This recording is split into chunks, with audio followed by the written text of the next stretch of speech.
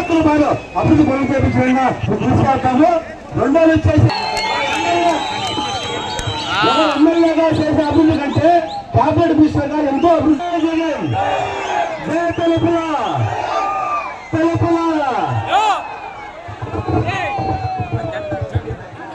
ఈరోజు ఈ కార్యక్రమానికి ఇచ్చేసిన మన వైఎస్ఆర్సీపీ నాయకులకు, కుటుంబ సభ్యులకు మరియు తలపల మండల ప్రజలకు ప్రతి ఒక్కరికి పేరు పేరున హృదయపూర్వక నమస్కారాలు మరియు స్వాగత సుమాంజలు కలుగుతున్నాను. అస్సలాము అలైకుం. మీకందరికీ తెలుసు, రానున్న 13వ తేదీ అంటే సోమవారం ఎన్నికలు జరగబోతున్నాయి. అంటే ఇక 3 రోజులే బాకీ ఉన్నాయి. ఈ రోజు మీరు చూపిన ఆదరాభిమానాలు, ప్రేమాభిమానాలు ఇలాగే ఉంచి ఆ రోజు మీరు చూపించాల్సిందిగా మిమ్మల్ని కోరుతున్నాను. ఈరోజు ఏ ఈపుతో ఫ్రెష్తో ఏ ప్రభుత్వ కార్యాల మీద మీరు ఈరోజు వచ్చినారో ఆ రోజు కూడా పొద్దున 7 గంటల నుండి పోలింగ్ స్టేషన్ల వద్ద భారతి ఈ ప్రేమ చూపించాలని కోరకపోయిన మిమ్మల్ని అందరినీ నేను వేడుకుంటున్నాను.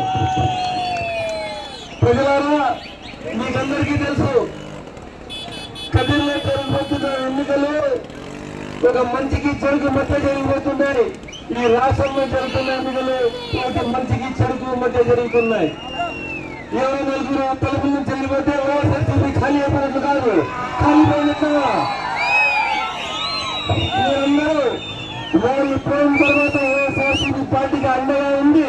వైఎస్ఆర్సీపీ పార్టీ గెలుపుకు మీరందరూ సిద్ధమా?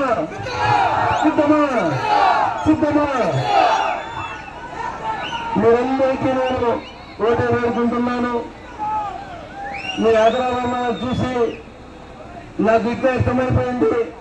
ఏదైతే కదిరి కౌంటింగ్ స్టార్ట్ అవుతుందో తలుపుల నుండి 5,000 మెజారిటీతో స్టార్ట్ అవుతుందని ఇలాగే నేను చెప్పలేదు. దాని తక్కువ ఉందని చెప్పారు. మొన్న రమ్మని నాకు మాట్లాడవలసిందిగా నేను చెప్తాను. ఎందుకంటే ఈ రోజు తలుపుల మండల ప్రజలపైన ఉన్న నమ్మకం ఇది. మీరందరూ సోమవారం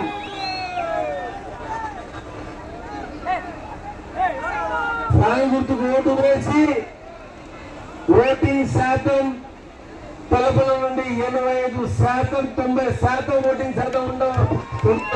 అంటే మీరందరూ ప్రతి ఒక్కరు మీ ఇంట్లో నలుగురు ఉంటే నలుగురు పోవాలా, పక్కరింట్లో వాళ్ళకి పిలుచుకోవాలా, ముందర ఉండే ఇంట్లో వాళ్ళకి పిలుచుకోవాలా. ఇలా చేస్తే మధ్యాహ్నం 12 గంటలకు 1 గంటలకు పోలింగ్ ఖతం అయిపోతాది. దాని తర్వాత ఏమి ఉండదు. నేను తలుపులలో ప్రతి ఇంటికి ప్రచారానికి రావాలని చాలా ప్రయత్నించినాను. కానీ నాకు తెలుసు తలుపులు అంటే వైఎస్ఆర్సీపీ అడ్డా అని. కాబట్టి భావిస్తూ నేను వేరే చోట్ల పోవడం జరిగింది. ఈ రోజు నేను మీ అందరికీ ప్రత్యేకంగా కలవకపోయినందుకు చింతిస్తూ మిమ్మల్ని అందరినీ మన్నించవలసిందిగా కోరుతున్నాను. మన్నిస్తారా మీరందరూ? దయచేసి 13వ తేదీ మీరందరూ ఒక ఓటు ఎమ్మెల్యేకి, ఒక ఓటు శాంతమ్మ అక్క, శాంతమ్మక్కకు వేయాలని. అంటే 2 ఓట్లు. ఎమ్మెల్యేకి నేను ఓటు సంఖ్యలో 2 ఉన్నాను. అలాగే శాంతమ్మక్కకు సానుభూతి ఓటు వేయించి అఖండ మెజారిటీతో మీరందరూ మమ్మల్ని గెలిపిస్తారని ఆశిస్తున్నాను. మీ ఆశీస్సులు కోరిక ఈరోజు రావడం జరిగింది. ఈ ర్యాలీ పేపర్ రాగా, మీతో ఓటు అడిగి రాగా, మీ ఆశీస్సులు కావాలా.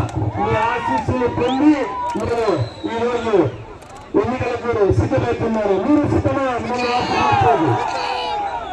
దయచేసి మీరందరూ ఫ్యాన్ గుర్తుకు ఓటు వేసి జగనన్నను మళ్ళీ ముఖ్యమంత్రి చేసుకుని సంక్షేమం, అమ్మఒడి, విద్యా దీవెన, వసతి దీవెన, నవరత్నాలు పేరు చూడండి. నవరత్నాలు సూపర్ 6 అంటాము. మనం ఇంగ్లాండ్లో ఉన్నామా?